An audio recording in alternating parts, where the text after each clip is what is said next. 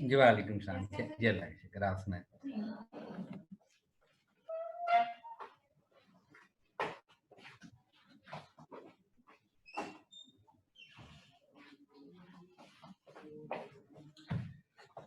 अच्छा जी, स्टार्ट करें जी। आगे हैं जी सर। जी सर। ठीक हो गया। अच्छा, लास्ट टाइम वेक्टर की डेफिनेशन चल रही थी, उसके हवाले से जो था, ऐसी क्वांटिटी वेक्टर, ऐसी क्वांटिटी जिसके साथ मैग्नीट्यूड के साथ साथ डायरेक्शन की जरूरत होती है। और एक और चीज उसमें ऐड कर ले, मैं एक मिनट बोर्ड शेयर करता हूं।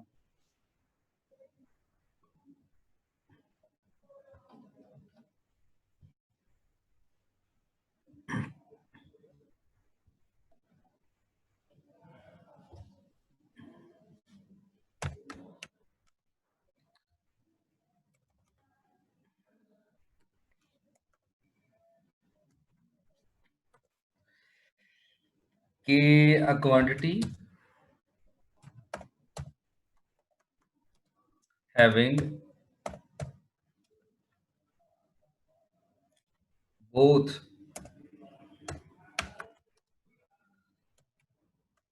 magnitude and direction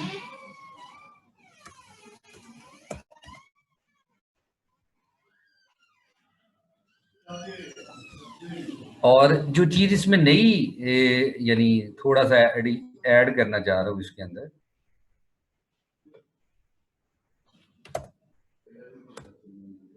एंड ओबे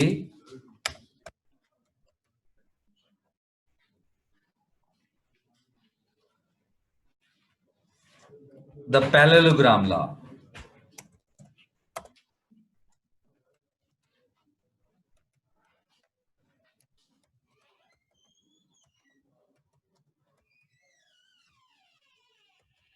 ये जो है वेक्टर, एक तो उसकी ऐसी क्वांटिटी होगी जिसकी मैग्नीट्यूड भी होगी और डायरेक्शन भी होगी, और तीसरी चीज जो बताई है ओबेज द पैरेललोग्राम लॉ। ठीक है, पैरेललोग्राम लॉ क्या होता है, कोई बताना पसंद फरमाए।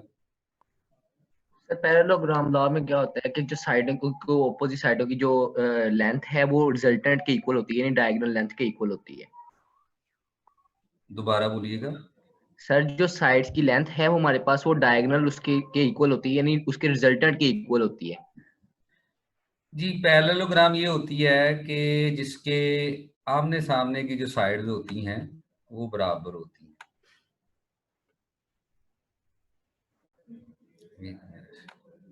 यानी ये वाली साइड और ये वाली साइड्स बराबर होती हैं, ये वाली साइड्स और ये वाली साइड्स बराबर होती हैं। ठीक है, ओबेज द पैरेललोग्राम से मुराद ये है कि ये इस साइड और इस साइड का जो सम है वो जो ये रिजल्टेंट है उसके बराबर होता है। और दूसरे लफ्जों में कह लें, ओबे द पैरेललोग्राम लॉ का मतलब ये है हेड एंड टेल रूल को फॉलो करें। हेड और हेड एंड टेल रूल जो है, को बताना पसंद फरमाएगा हेड एंड टेल रूल के बारे में, कोई सुना हो।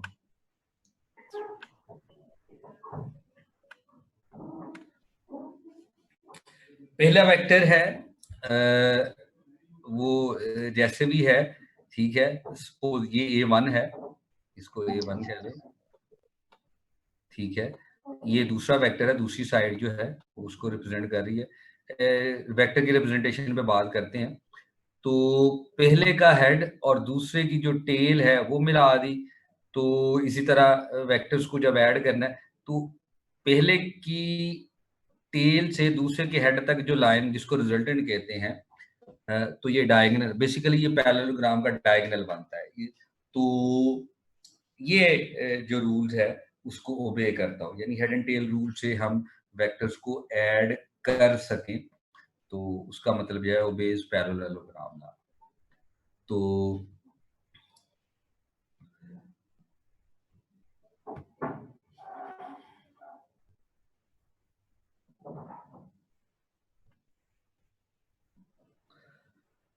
ये वेक्टर की डेफिनेशन है कि मैग्नीट्यूड हो, डायरेक्शन हो, और दूसरा वो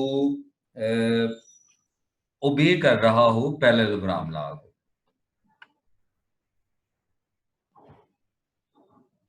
अच्छा,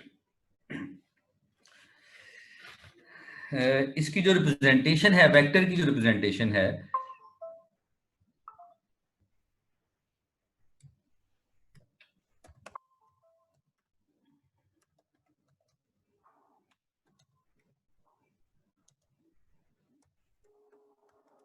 वेक्टर की रिप्रेजेंटेशन किस तरह की जाती है, ठीक है। सबसे पहले देखेंगे ग्राफिकली इसको किस तरह रिप्रेजेंट किया जाता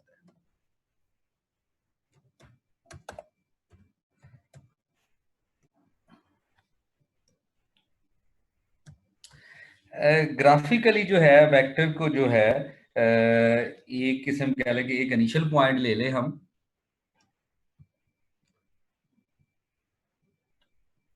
ठीक है, ओ, ठीक है, और एक फाइनल पॉइंट है हमारे पास पी। तो ओ से पी स्ट्रेट लाइन ड्रॉ करेंगे हम, एक मिनट,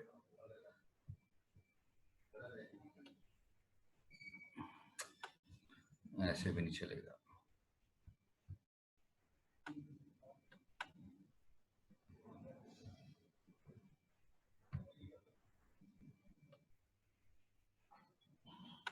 ठीक है जी, ये स्टार्टिंग है ओ और ये जो फाइनल है पी।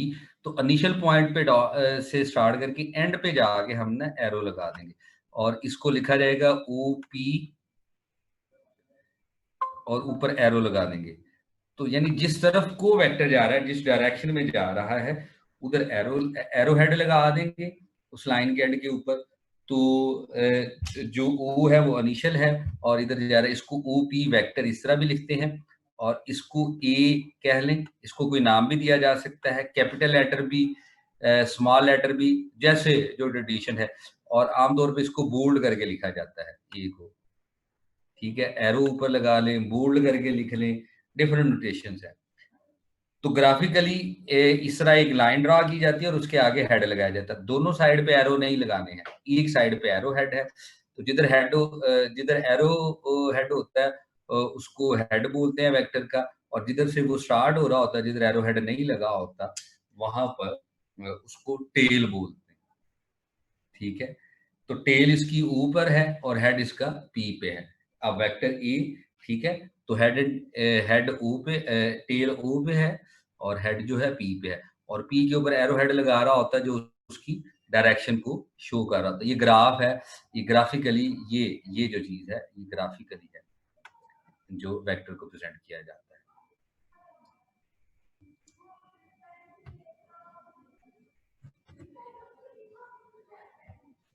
अच्छा, अलजेब्राइकली जिस तरह जो हम मैथमेटिकल नोटेशंस में लिखते हैं,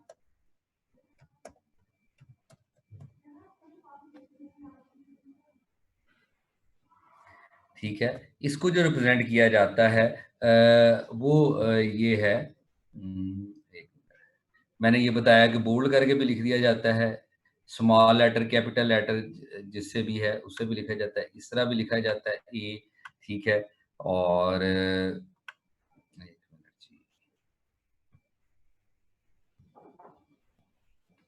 ठीक है, इसके अलावा लिख के, सिंपल लिख के नीचे लाइन लगा दी जाती है, इस तरह भी लिखा जाता है। इसके अलावा ये लिख के ऊपर लाइन डाल दी जाती है, इसको भी वेक्टर कहा जाता है, ठीक है। ए लिख के ऊपर आधा एरो लगा दिया जाता है इस तरह, ठीक है। तो ये डिफरेंट सिंबॉलिकली इसको जो डिफरेंट है इसको इस तरह लिखा जाता है। और इसके अलावा इसको कंपोनेंट फॉर्म में भी लिखा जाता है।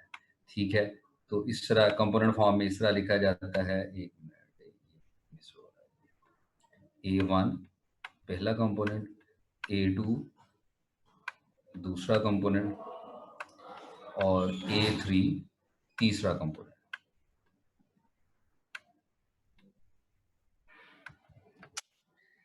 ये इसको कंपोनेंट्स में जो है तो वो लिखने का अंदाज है। ठीक है, तो ए की जो मैग्नीट्यूड है, ए वेक्टर की जो मैग्नीट्यूड है उसको ए कहा जाता है। ठीक है, वो इस तरह जो एरो है उसके इर्द गिर्द बार्स डाल दिए जाते हैं। तो मैग्नीट्यूड उसके जो कंपोनेंट्स हैं उनका स्केल लेके सम किया जाता है। इसको भी पैरेललोग्राम भी कहते हैं।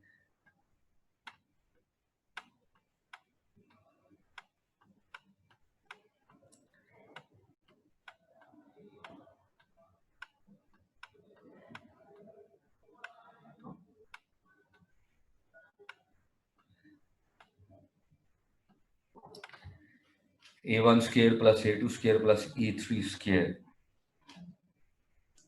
ठीक है, तो ये इसको इस तरह किया जाता है। वैसे हमें पता है यूजर नोटेशन में कोई भी जो वेक्टर है तो उसको जब रिप्रेजेंट किया जाता है तो उसकी मैग्नीट्यूड होती है और साथ में उसकी डायरेक्शन होती है। तो डायरेक्शंस को इस तरह ऊपर से ना ए हेड यूनिट वेक्टर कहा जाता है, यूनिट डायरेक्शन इसको कहा जाता है, यूनिट वेक्टर भी कह दिया जाता है। तो इस तरह इसको वेक्टर नोटेशन में इस तरह लिखा जाता है, मैग्नीट्यूड को इस तरह लिखा जाता है और यूनिट वेक्टर इधर से सेपरेट किया जा सकता है, मैग्नीट्यूड को डिवाइड कर दिया जाता है। अच्छा, ये एक सिलसिला है वेक्टर को लिखने का, रिप्रेजेंट करने का अलजेब्राइकली। ठीक है, वेक्टर्स की ज़रूरत क्यों पड़ती है वो बताना पसंद फरमाए। ये बताया था कि कुछ क्वांटिटीज ऐसी होती हैं उनको उनकी डायरेक्शंस के बताए बगैर जो है तो उनका हमें पता ही नहीं लगेगा कि वो किस तरफ का है। और वेक्टर्स की मिसालें दी थी, डिस्प्लेसमेंट। ठीक है, एक बंदा डिस्टेंस तय कर रहा है, उससे कोई फर्क नहीं पड़ेगा। ठीक है, लेकिन अगर उसकी डायरेक्शन अगर हमें पता लग जाए कि वो इस डायरेक्शन में डिस्टेंस तय कर रहा है तो वो डिस्प्लेसमेंट हो जाएगा और वो हमारे लिए आसान हो जाएगा। अच्छा जी, इस तरफ को जा रहा है तो उसकी पोजीशन लोकेट करने में आसानी होगी। तो बेसिकली जो वेक्टर क्वांटिटीज हैं, ठीक है, ये पोजीशन लोकेट करने में हमें बहुत ज़्यादा मदद फराहम करती हैं और इससे जो किसी भी पॉइंट की जो पोजीशन है, किसी भी क्वांटिटी की जो पोजीशन है, उसको लोकेट करने में, उसको समझने में हमें आसानी हो जाती है जहाँ पर वेक्टर क्वांटिटी इन्वॉल्व होती है। तो जो इसकी मेन एप्लीकेशन है कि उसकी जो पोजीशन है उसका हमें अंदाज़ा हो जाता है। फोर्स लग रही है तो फोर्स किस डायरेक्शन में लग रही है और कहाँ पे लग रही है उसका फिर हमें अंदाज़ा हो जाता है। को बात पूछनी हो जी यहाँ तक किसी ने? एनीवन?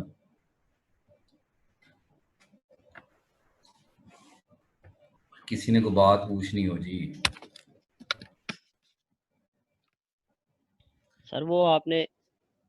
सर आपने वो मैग्नीट्यूड का कहा था कि वो पैरेललोग्राम लाया, सर वो कैसे? तो दोबारा बोलिएगा ऊंचा।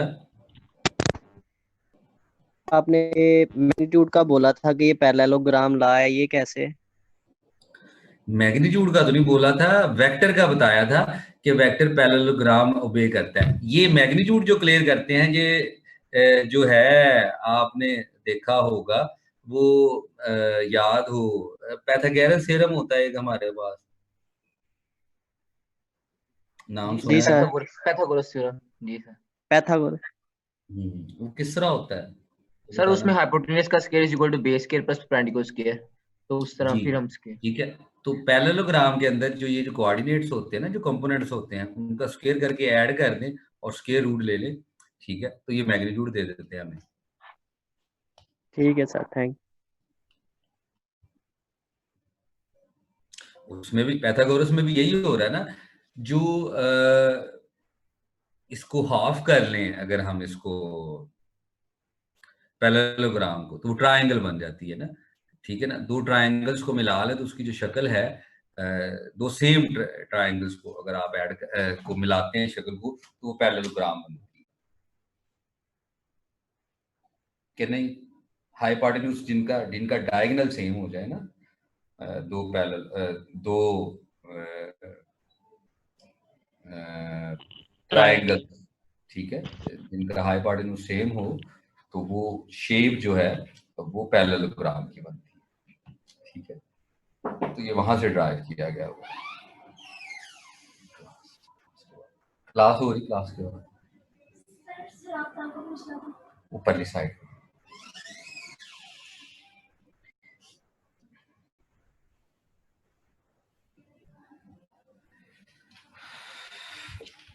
ठीक हो गया जी, कोई बात पूछनी हो?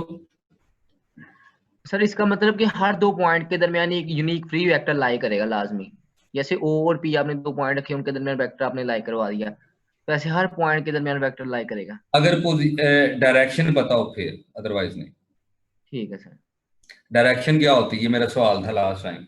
जी सर, डायरेक्शन सर लाइन ऐसी लाइन होती है जिसमें कोई समवन या सम बॉडी जो है मूव करती है लॉन्ग विच उस यानी कि सतह पे थी। नहीं, तो वो लाइन की कोई मैग्नीट्यूड भी होगी?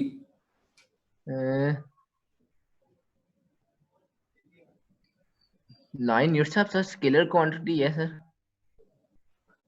लाइन इटसेल्फ स्केलर है तो मैग्नीट्यूड तो हो गई ना उसकी, स्केलर जी तभी सर। एग्जिस्ट करेगा ना, मैग्नीट्यूड होगी कोई। जी sir. Zero sir scalar angle है। को डायरेक्शन बोलते हैं। सॉरी, सर जो एंगल होता है वही डायरेक्शन होती है। एंगल क्या होता है? सर वो वेक्टर जो बनाता है एक्स एक्सिस के साथ। नहीं, ये तो बड़ी रॉन्ग डेफिनेशन है एंगल की। सर छोटा टू और बच्चा मोर angle sir two lines come from same vertex, वो हमारे पास एंगल बनाती हैं। टू एक ही कॉमन लाइन। पॉइंट से एक ही पॉइंट से दो लाइनें निकल रही हो ना, जी सर। ठीक है, तो उनके दरमियान जो फर्क है ना, उसको एक से दूसरे की तरफ जाए तो वो जो है उसको एंगल कहते हैं। ये मैं दिखा देता हूँ, ये वर्टेक्स से मुराद है इक्को कोना पॉइंट, एक ही पॉइंट कोना वर्टेक्स, उसी से दो लाइनें निकालें ना डिफरेंट, ठीक है, तो ये जो बनेगा इसको एंगल बोलते हैं, ठीक है। तो अगर एक लाइन आप एक्स एक्सिस ले रही है, वो कोऑर्डिनेट एक्स एक्सिस ले रहे हैं, तो वो एक्स एक्सिस से एंगल हो जाएगा, ठीक है। और इसकी डायरेक्शन होती है इधर से उस तरफ को जाना है, ठीक है। एंगल को डायरेक्शन नहीं है, वो उसका मेजर कर रहा होता है कि इस लाइन से कितना परे है, वो एंगल बता रहा होता है, तो उससे फिर हमें उसकी अंदाजा हो जाएगा, हेल्प करता है डायरेक्शन मेजर करने में एंगल जो है। डायरेक्शन इटसेल्फ होती है क्या, ये बता दें, ये सवाल था।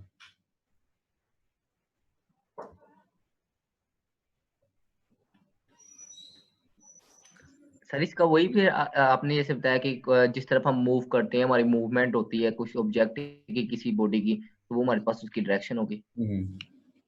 अच्छा, ये क्वालिटेटिव है, ये इसको ये इमेजिन किया जा सकता है इस तरफ को जा रहा है, ये हमने एरो लगा रहे हैं ना, तो हम ये इमेजिन कर रहे हैं कि इस तरफ जा रहा है, ठीक है। इसको यहाँ से अगर हम यहाँ पे अगर लगा दूं, ठीक है, तो ये जो जो डायरेक्शंस होती हैं ना, ये बेसिकली उसकी पोजीशन हम बता रहे होते हैं कि इस तरफ को जा रहा है, एरो भी इस वजह से लगाया जाता है, यानी ओ से पी की तरफ जा रहा है, ठीक है। और उसकी वो जो मैग्नीट्यूड है, वो उसकी वो क्या ले स्केलर वैल्यू को रिप्रेजेंट कर रहा होता है, स्केलर, वो उसकी इंटेंसिटी क्या ले कि कितनी शिद्दत के साथ जा रहा है, ठीक है। एक गाड़ी है, एक बाइक है, एक ही सड़क पे जा रहे हैं, सड़क सीधी है, तो ठीक है, तो अब वो जो उनकी जो स्पीड है वो बता रही है कि वो कितनी इंटेंसिटी के साथ, तेज है या कम है, ठीक है। वो कंपैरिजन के लिए यूज होती है, जो मैग्नीट्यूड होती है। तो बेसिकली डायरेक्शन जो है वो आपकी पोजीशन के हवाले से है कि किस तरफ को जा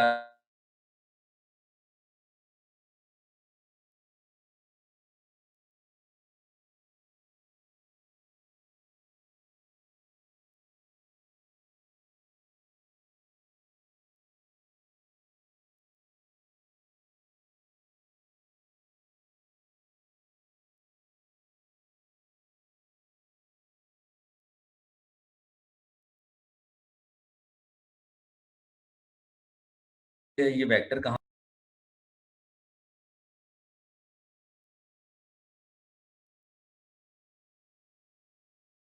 ये बता दें। किसी भी चीज का जो यूनिट बनाया जाता है उसको किस तरह डिफाइन किया जाता है? What is unit? सर उसकी क्वांटिटी को डिस्क्राइब करने के लिए? नहीं, किसी चीज को एक्सप्रेस करने के लिए, डिस्क्राइब करने के लिए जो स्टैंडर्ड बनाया जाता है उसको यूनिट कहा जाता है। मसलन आप मैथ जो है उसका जो यूनिट है वो केजी है। What is KG? इस पे बहस नहीं हो सकती।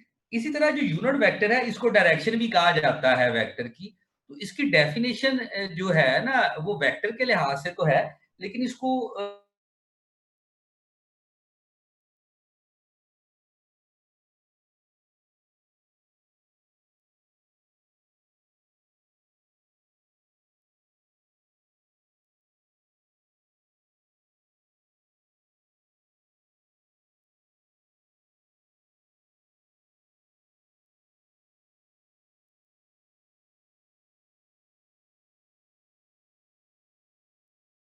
स्टैंडर्ड जो स्केल आपने सेट किया है उसका जो स्टैंडर्ड है, जो सिंगल है, वो उसकी डायरेक्शन कहलाएगा।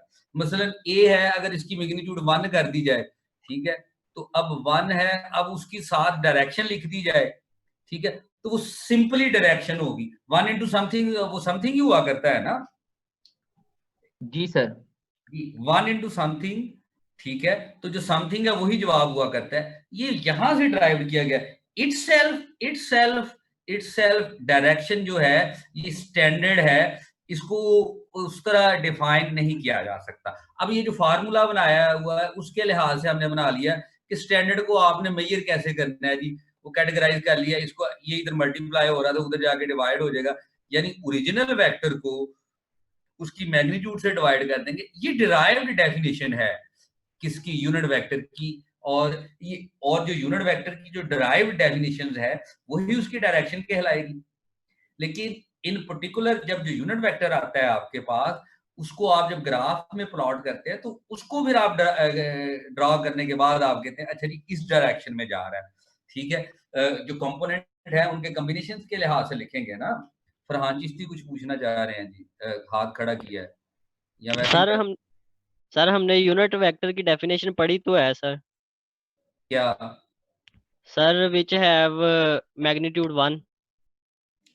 मैग्नीट्यूड 1 है ना, बेसिकली जो वेक्टर को डिफाइन किया गया है ना उसमें ये मैग्नीट्यूड है ना, इसको 1 कर दिए तो बाकी क्या बचेगा? सर बाकी डायरेक्शन बचेगी ना। ये डिराइव्ड डेफिनेशन है जो with the help of vector definition आपने डायरेक्शन की डिफाइन की है, यूनिट वेक्टर की डिफाइन की है with the help of vector. अब यूनिट वेक्टर है तो पहले वेक्टर डिफाइन किया, अब यूनिट उसका जो स्टैंडर्ड हमने बनाया है ना उसको हमने कह दिया कि ये यूनिट वेक्टर है। अब जो केजी होता है 1 केजी आप दिखा सकते हैं, बता नहीं सकते कि ये 1 केजी है। अब मैं ये सपोज ये मैंने एक चीज उठाई है, मैं कहता हूँ जी इसका जो मैथ है वो 0.5 केजी है, ठीक है। अब 0.5 केजी है क्या चीज, ये नहीं आप दिखा सकते तो बता दें। अब बाजार में जो चीज लेके जाते हैं वो वहां पे उन्होंने बाट रखे होते हैं, ठीक है, जिन्होंने तुम बट्टे कहते हो ना, ठीक है, तो उनके ऊपर उनका वेट लिखा होता है, इतने ग्राम इतने ग्राम इतने ग्राम। तो वो जो हमने अज्यूम एक स्टैंडर्ड बनाया हुआ है वो उसको रिप्रेजेंट कर रहे हैं। तो बेसिकली जो यूनिट वेक्टर है जो हमने स्टैंडर्ड बनाया हुआ है उसको रिप्रेजेंट कर रहा है। उसको बाद में डिराइव्ड, हमारी जो चीजें डिराइव्ड है उससे उसे किसी तरह भी डिफाइन किया जा सकता है। अब देख ले ए की वैल्यू अगर 1 हो जाएगी, ए की वैल्यू अगर 1 हो जाएगी तो यूनिट वेक्टर वेक्टर के बराबर हो जाएगा। ऐसे ही नजर आ रहा है ना। तो ऐसा वेक्टर जिसकी मैग्नीट्यूड 1 है, ये वेक्टर की डेफिनेशन से यूनिट वेक्टर को हम बता रहे हैं। डायरेक्शन इसको कह देना, ये एज इट इज उसका स्टैंडर्ड बनता है डायरेक्शन का, डायरेक्शन नहीं होगा ये, ठीक है। ये जो कंफ्यूजन है ना कि यूनिट वेक्टर जो है वो उसकी जो बाट होता है, जो पैमाना होता है, जो स्टैंडर्ड होता है, वो उसको रिप्रेजेंट कर रहा है स्टैंडर्ड को। स्टैंडर्ड है क्या चीज, उसको आप इस तरह एक्सप्रेस नहीं कर सकते। काला रंग आप दिखा सकते हैं, ये काला रंग है, ठीक है, ये काला क्यों है ये नहीं आप बता सकते। को बात समझ आ रही है या जी गड़बड़ सर हो आ रही रही है? है। नहीं सर आ रही है। सर आ ठीक गई। है, तो बेसिकली यूनिट वेक्टर जो है, यूनिट वेक्टर जो है ऐसा वेक्टर, ये वेक्टर की डेफिनेशन से हमने कहा है कि ठीक है, और उसको हमने स्टैंडर्ड बना लिया कि जब मैग्नीट्यूड 1 होगी तो जो वेक्टर बचेगा, जो वेक्टर रह जाएगा, उसको हम यूनिट वेक्टर कहेंगे, और वो स्टैंडर्ड होगा उसकी डायरेक्शन के लिए, क्योंकि वेक्टर की डायरेक्शन होती है ना लाजमी। तो जो उस यूनिट वेक्टर की डायरेक्शन होगी हम कहेंगे ये उस सारे वेक्टर की डायरेक्शन है।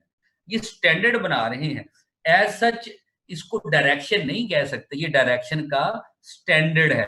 फर्क समझ आ रहा है कि डायरेक्शन क्या चीज है और यूनिट वेक्टर, यानी यूनिट वेक्टर में और डायरेक्शन में क्या फर्क है। ठीक है, डायरेक्शन एज सच क्वालिटी है कि उसकी पोजीशन के हवाले से किस तरफ को जा रहा है या किस तरह है, किस तरफ है। ठीक है, तो अब क्वालिटी को मेजर करने के लिए जो स्टैंडर्ड रखा हुआ है उसको हमने यूनिट वेक्टर कहा हुआ कि भाई हमें कैसे पता लगेगा ये इस तरफ जाना है। ठीक है, ये फर्क आपने जहन में रखना है। एज इट इज ऐसा जब भी वेक्टर बताया जाएगा तो उसकी पोजीशन जो है वो बताई जाएगी। तो पोजीशन में सिर्फ और सिर्फ जब पोजीशन बताई जाती है तो पोजीशन में सिर्फ मैग्नीट्यूड मैटर नहीं करती है, ये भी मैटर करता है कि वो किस तरफ को है। ये जो किस तरफ है ना, इसको डायरेक्शन कहते हैं, और इसको ऐसा डिफाइन नहीं किया जा सकता, ऐसा सच नहीं किया जा सकता। हाँ, उसको दिखाने के लिए कि डायरेक्शन किस तरह मेजर किस तरह करेंगे, उसके लिए हमने एक स्टैंडर्ड बना दिया। ठीक है, मैं एक और मिसाल देता हूँ। क्लास में दो बच्चे हैं, दो स्टूडेंट्स हैं। सपोज जो है एक अब ये कहा जाए कि इनमें से खूबसूरत कौन है। ठीक है, मेरे सामने दो नाम लिखे आ रहे हैं, एक लिखा आ रहा है उस्मान का और एक लिखा आ रहा है वलीद का। ठीक है, अब उस्मान और वलीद को खड़ा कर दिया जाए तो पूछा जाए कि जी उस्मान ज्यादा खूबसूरत है या वलीद ज्यादा खूबसूरत है, तो किस तरह डिसाइड होगा? एनीवन को बताना पसंद फरमाए। सर लुक देख के। लुक, अब लुक स्टैंडर्ड हो गया। मैं वैसे एक बात पूछ रहा हूँ, जी कुछ सर। लोगों की कुछ लोगों की लुक बड़ी होती है, ठीक है, लेकिन वो नहाते ही नहीं है 2-2 3-3 दिन। ठीक है, उनसे स्मेल आने लग जाए, आप उसको खूबसूरत कहेंगे? नहीं सर। नहीं कहेंगे। ठीक है, इसका मतलब है स्टैंडर्ड जो खूबसूरती है उसके जो स्टैंडर्ड बनाए हैं वो डिराइव्ड हैं और वो चेंज हो सकते हैं। ठीक है, सो डायरेक्शन को मेजर करने के लिए या डायरेक्शन को डिस्क्राइब करने के लिए यूनिट वेक्टर डिफाइन किया गया है वेक्टर ही की डेफिनेशन से, तो ये स्टैंडर्ड है। अच्छा, वलीद और उस्मान की बात हो रही है, इनकी अम्मी से पूछेंगे तो उस्मान की अम्मी कहेंगी मेरा पुत्र चन्न वर्ग है। ठीक है, तो वलीद की मामा कहेंगी जी मेरा पुत्र चन्न वर्ग है। अब इसको डिफरेंशिएट नहीं कर सकते, फिर हम इसको डिफरेंशिएट करने के लिए कुछ स्टैंडर्ड्स रखेंगे जी, आंखें बड़ी होनी चाहिए, दाढ़ी होनी चाहिए, मूछें होनी चाहिए, जी वो जिस्म तगड़ा होना चाहिए, हाइट 6 फुट होनी चाहिए। इस तरह हम उसमें चीजें ऐड करते जाएंगे। ये जो सारी चीजें ऐड करते जा रहे हैं ये स्टैंडर्ड है। किस चीज के लिए? वो ये मेजर करने के लिए इन दोनों में से खूबसूरत कौन सा है।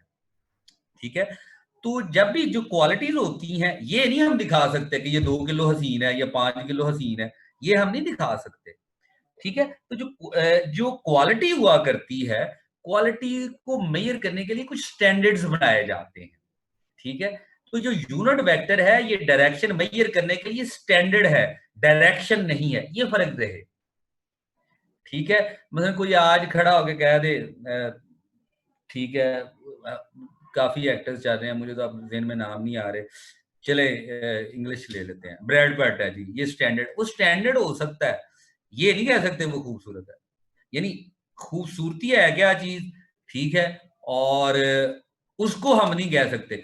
इस तरह हजरत यूसुफ का हुस्न बड़ा मशहूर है, ठीक है, सिंबॉलिक है। ठीक है, हमारे आका सल्लल्लाहु अलैहि वसल्लम, हमारा ईमान है वो सबसे हसीन और खूबसूरत आदमी इस दुनिया के, इस कायनात के, ठीक है। तो अब वो एक स्टैंडर्ड है, स्टैंडर्ड है। इसी तरह इसलिए तो फरमाया गया है कि आपके लिए जो बेहतरीन नमूना है, जो बेहतरीन स्टैंडर्ड है, वो अल्लाह के नबी की ज़ात है, ठीक है। बीइंग अ मुस्लिम हमारा यानी ये बिलीव का हिस्सा है। तो ये मिसाल, मैं मिसाल अर्ज कर रहा था कि ये स्टैंडर्ड्स डेवलप किए गए, ठीक है। ये कहना, अब वो स्टैंडर्ड है, अब ये कहना कि यही लेकिन कुछ स्टैंडर्ड्स इतने स्ट्रांग होते हैं, इतने स्ट्रांग होते हैं, वही खूबसूरती बन जाते हैं। मतलब खूबसूरती का और कोई पैरामीटर नहीं है, वो ये ऐसे होना चाहिए, वैसे होना चाहिए, फलां होना चाहिए, लेकिन जैसे ही को अल्लाह के नबी का नाम लेगा, हज़रत यूसुफ का नाम, हाँ जी, वो खूबसूरत है। तो वो स्टैंडर्ड ही इतना वो ऑथेंटिक हो जाता है कि वो जो क्वालिटी है वो उसमें ज़म हो जाती है। लेकिन क्वालिटी और स्टैंडर्ड दो डिफरेंट चीजें हैं, इसको ज़हन में रखना है। तो जो डायरेक्शन है ये क्वालिटी है, ठीक है, और जो यूनिट वेक्टर है ये उसको मेजर करने का स्टैंडर्ड है। ये जो फर्क है। एक एग्जांपल सर माइंड में आ रही है, शेयर कर दूं सर?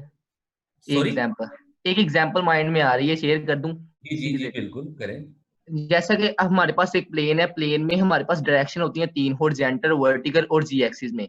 लेकिन उसमें जो हॉरिजॉन्टल है हम उसको आई का नाम दे देते हैं, यानी आई को हम यूनिट वेक्टर वहां पे कहते हैं। तो इसका मतलब आई वहां पे हमने स्टैंडर्ड रखा है, ये चेंज भी हो सकता है। एग्जैक्टली जी, स्टैंडर्ड कह लें। एक और वर्ड यूज होता है रेफरेंस।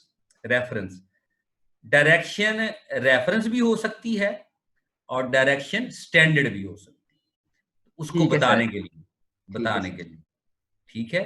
तो क्वांटिटीज बताने के लिए रेफरेंस भी यूज किया जाता है। मतलब आपने किसी से अपना ताल्लुक बताना हो तो फिर आप बताते हैं कि मैं फलाने का बेटा हूं, अब आप रेफरेंस दे रहे हैं। तो वैसे तो आप एक आम इंसान है, लेकिन जब आप सामने वाले बंदे को बताते हैं ना कि मैं फलाने का बेटा हूं, तो वो आप अपना जो रेफरेंस जब बता रहे हैं, ताल्लुक बता रहे हैं, तो वो स्टैंडर्ड आप अपना जो है ना वो क्रिएट कर रहे होते हैं। तो जो क्वालिटीज हुआ करती हैं ये रेफरेंस से या स्टैंडर्ड से जो है मेजर की जाती हैं। तो डायरेक्शन क्वांटिटी नहीं है, क्वालिटी है, ठीक है। और इसको मेजर करने के लिए, ठीक है, बज़ाहिर क्वालिटी हम ये नहीं कह सकते ये 2 किलो है, ये 5 किलो है, या ये 3 सेकंड है, ये 4 सेकंड है। इसके लिए कोई पैरामीटर नहीं हम बना सकते। केजी के लिए तो हमारे पास पैरामीटर पड़ा है, बाजार में जाते हैं, हम उसे कहते हैं 1 किलो वाला बाड़ दे दें, ठीक है। लेकिन अब किसी की खूबसूरती चेक करनी हो तो हम बाजार से कोई भी इस तरह चीज ला के नहीं रख सकते, आगे ला के नहीं रखेंगे। वो हमने स्टैंडर्ड खुद डेवलप किए हुए हैं, ठीक है, खुद रेफरेंस जो है वो ऐड किए हुए हैं। तो डायरेक्शन को मेजर करने के लिए या डायरेक्शन को रिप्रेजेंट करने के लिए जो स्टैंडर्ड है वेक्टर्स में, वो यूनिट वेक्टर है। तो यूनिट वेक्टर डायरेक्शन नहीं, डायरेक्शन का स्टैंडर्ड है, लेकिन वो स्टैंडर्ड इटसेल्फ इतना सॉलिड है, इस वजह से यूनिट वेक्टर को ही डायरेक्शन कह दिया जाता है। टेक्निकली जो है, मैथमेटिकली जब हम लिखेंगे तो जहां पे यूनिट वेक्टर लिखा होगा तो हम कह रहे होंगे ये उसकी डायरेक्शन को रिप्रेजेंट कर रहा है। वो कह लेंगे वो चोली दामन का साथ हो गया है। ठीक हो गया जी, मेरा ख्याल है आज के लिए इतनी डिस्कशन काफी है। जी सर, ठीक। यहाँ पे जी लड़कियों सर, की पढ़ाई से तो सारे भागते हैं ना। अच्छा जी, 1 मिनट मैं शेयर स्टॉप करूं। अच्छा, इस वक्त लोग मौजूद हैं मेरे पास कोई 69। स्क्रीनशॉट्स ले रहे हैं जी सीआर? Yes sir. जी सर। अच्छा, जो क्लासेस रहती हैं उनका क्या करना है भाई? किसी दिन 2-2 क्लासेस ले लें, आधे घंटे की क्लास है, इसमें देख ली एक ही डेफिनेशन हुई है तो टाइम चला गया। खैर, शुरू में डिटेल में डिस्कशन होगी, बाद में तो फिर स्पीड लग जाएगी। कुछ सजेशन देना चाहें जी? सर जी, कुछ स्टूडेंट की अटेंडेंस का भी इशू है, मतलब कि गांव में ज्यादा रहते हैं और इधर नेटवर्क प्रॉब्लम है। तो मैं क्या करूं? इस दफा रिलैक्सेशन नहीं है, पिछली दफा थी यार। 1 मिनट देखो, रात के 12 बजे आपको कोई कह देना कि मुझे लोड कर दें, फिर तुसी दुकान भी खिला के ना अरेंज कर लेंगे एक बार, ठीक है। दूसरा भी लॉकडाउन नहीं है, इधर हमारे शहर में आ जाए, हमारे पास आ जाए, हम मेहमान नवाजी कर लेते हैं, जैसे सिग्नल नहीं आते। सर जी घर वाले जाने ही नहीं देते। और गल हरकतां सही रखो ना, ਜਿਹੜੇ ਘਰ ਵਾਲੇ ਬਾਹਰ ਨਿਕਲਣਦੇ ਆ। ਜਦੋਂ ਤੁਸੀਂ ਸ਼ਰਾਰਤਾਂ सर जी ਕਰਨੀਆਂ ਨੇ, शरीफ ਨਿੱਕੀਆਂ लड़का। ਜਿਹੀਆਂ ਸ਼ਿਕਾਇਤਾਂ ਘਰ ਜਾਣੀਆਂ ਨੇ, ਤੇ ਘਰ ਵਾਲਿਆਂ ਨੇ ਨਿਕਲਣ ਦੇਣਾ। ਆਸਫ ਹੈ ਨਾ, ਆਸਫ, जी जी सर।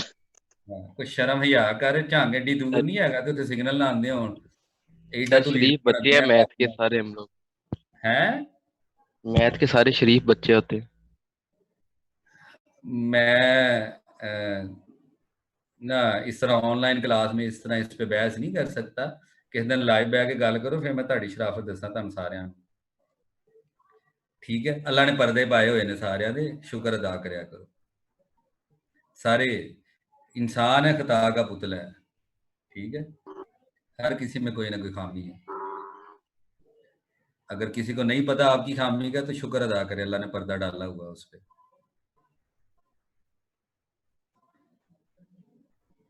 ठीक है। तो आसफ जिसका मसला है ना, और मैं यकीन से कह सकता हूँ, तो मैं किसी लड़की ने कहा उसको कोई मसला होना है, ठीक है। तो वरना कोई लड़कों की बात होती तो तुम शायद इस तरह डिस्कस ना करते। अल्लाह भी कसम कितनी आखिर और जानती करे, अगर मैं तेन जानता नहीं है, ठीक है ना, ते घट भरा बनया कर भैणा दा, जिन्हों मसला है वो आप ही हल करे, ठीक है। रात 2 बजे तुसी लोड करा निकल जाते हो, ਤੇ ਤੁਹਾਨੂੰ ਆ ਬੜਾ ਮਸਲਾ ਹੁੰਦਾ ਜੀ। ਉਹ ਕਲਾਸ ਵਾਰੀ ਤੁਹਾਡੇ ਜੀ ਉਹ ਪੈਕੇਜ ਨਹੀਂ ਕੰਮ ਕਰਦਾ, ਆਨਲਾਈਨ ਨਹੀਂ ਹੁੰਦਾ, ਉਦਾਂ ਤੁਸੀਂ ਵੀਡੀਓ ਕਾਲ ਦੀ ਫਰਮਾਇਸ਼ ਕਰਦੇ ਹੋ ਸਾਰਿਆਂ ਨੂੰ, हैं बोलते नहीं अब। सर जी सर राज ना खोलो। आसिफ बोलते नहीं। सर जी मिट्टी पाओ सर। जी कसम वाली मिट्टी कोई दी मरो, मिट्टी पा जी देंगे जी सर रब। बोल रहा सर ਤੁਸੀਂ ਬੋਲਣ ਜੋਗਾ ਛੱਡਿਆ ਹੀ ਨਹੀਂ। हूँ बिल्कुल फरहान जी। देखिए एक्सक्यूज हजार हैं।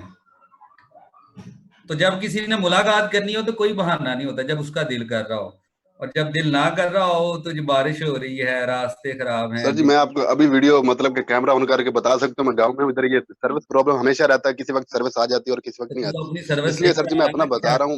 अगर कहते तो अभी सर जी ਤੇ ਤੂੰ ਸਾਡੇ ਕੋਲ ਆ ਜਾ, ਅਸੀਂ ਤੇ ਕਿਹਾ ਸੀ ਮਹਿਮਾਨ ਨਵਾਜ਼ੀ ਕਰਨ ਨੂੰ ਤਿਆਰ ਆ ਤੇਰੀ। सर जी घर वाले निकलने नहीं देंगे। ਮੈਂ ਤੇ ਤੂੰ ਕ੍ਰਿਕਟ ਹੀ ਇੰਨੀ ਖੇਡੀ ਹੈ, ਘਰੋਂ ਕ੍ਰਿਕਟ ਦੇ ਬਹਾਨੇ ਇੰਨਾ ਘਰੋਂ ਨਿਕਲਿਆ ਹੋਇਆ ਵਾ ਕਿ ਘਰ ਵਾਲੇ ਹੁੰਦੇ ਨੂੰ ਕਹਿੰਦੇ ਨਹੀਂ ਨਹੀਂ ਨਹੀਂ, ਇਹ ਪੜ੍ਹਾਈ ਦੀ ਗੱਲ ਹੀ ਨਹੀਂ ਕਰਦਾ, ਇਹ ਤੇ ਉਦਾਂ ਹੀ ਬਹਾਨੇ ਲਾ ਰਿਹਾ। नहीं नहीं सर जी क्रिकेट ਨਿਕਲ वास्ते तो ਕਿੱਥੋਂ जावा ਰਿਹਾ? मिलन। ਤੂੰ ਆਵਾਰਗੀ ਇੰਨੀ ਕੀਤੀ ਹੋਈ ਹੈ ਕ੍ਰਿਕਟ ਦੇ ਨਾਂ ਦੇ ਉੱਤੇ, ਤੇ ਫਿਰ ਉੱਤੋਂ ਤਸਵੀਰਾਂ ਤੂੰ ਏਡੇ ਏਡੇ ਵੱਡੇ ਬੰਦਿਆਂ ਨਾਲ ਲਾਉਂਦਾ ਹੈ ਜੀ, ਪਾਰਟੀਆਂ ਚੱਲ ਰਹੀਆਂ ਨੇ।